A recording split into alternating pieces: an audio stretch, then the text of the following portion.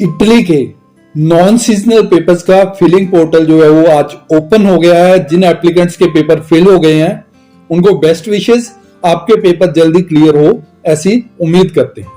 अभी इसके बाद क्या प्रोसेस रहने वाला है डिस्कस करेंगे आज की वीडियो में।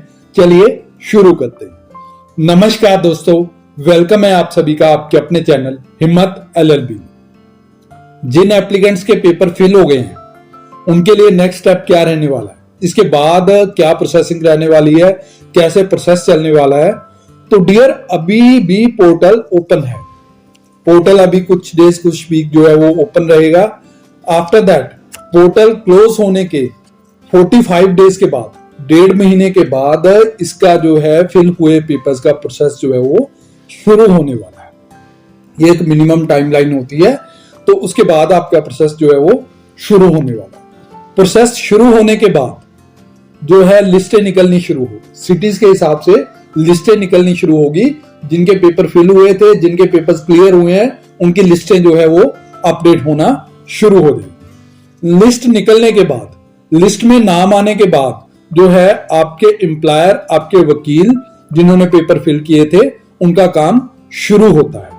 उन्होंने एफर्ट करके आपके जो है पेपर उठाने होते हैं। जो लिस्ट होती है एक तरह की, आप ये मान सकते हो कि आपको एक फर्स्ट कॉल होती है कि हाँ जी, इनके जो पेपर्स है वो क्लियर हो गए हैं, इन्होंने पेपर फिल किए थे, अभी आपने पेपर जो है वो इश्यू करवाने। इसी के बीच में जो है एम्प्लॉयर के पेपर होते हैं, उसकी ऑर्गेनाइजेशन होती है, वर्क ऑर्गेनाइजेशन, उसकी वेरिफिकेशन का काम भी होता है।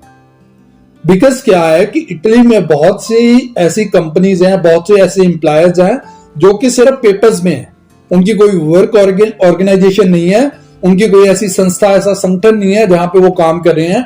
उन्होंने सिर्फ ऐसी बनाई हुई है कि हाँ जी पेपर फिल करने के लिए, तो उसकी प्रॉपर वेरिफिकेशन होती है। तो पॉजिटिव होने के बाद जब पेपर मिलते हैं तो आपको BFS अपॉइंटमेंट जो है वो बुक करनी होती है। उसका स्लॉट फाइल सबमिशन के लिए बुक करना होता है।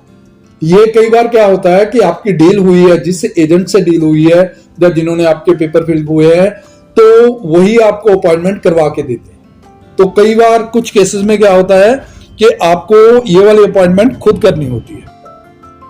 हालांकि अपॉइंटमेंट बुक करना भी अपने आप में एक डिफिकल्ट टास्क होता है, एक ऐसे साधारण टास्क नहीं होता, बिकॉज फाइल्स बहुत है, तो अपॉइंटमेंट बहुत तरीके से मिलती हैं।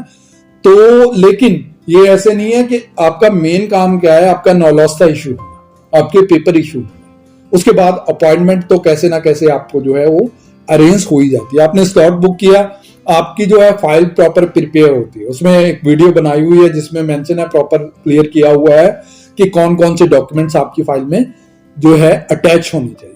तो आप अपनी जो फाइल है, ठीक है ना, वो प्रॉपर मेंटेन करके उसको अपने जो आपको अपॉइंटमेंट मिली है उस स्लॉट में जाके आपको अपनी फाइल जो है वो फिजिकली सबमिट करनी होती है, खुद जाके आपको सबमिट करनी होती है।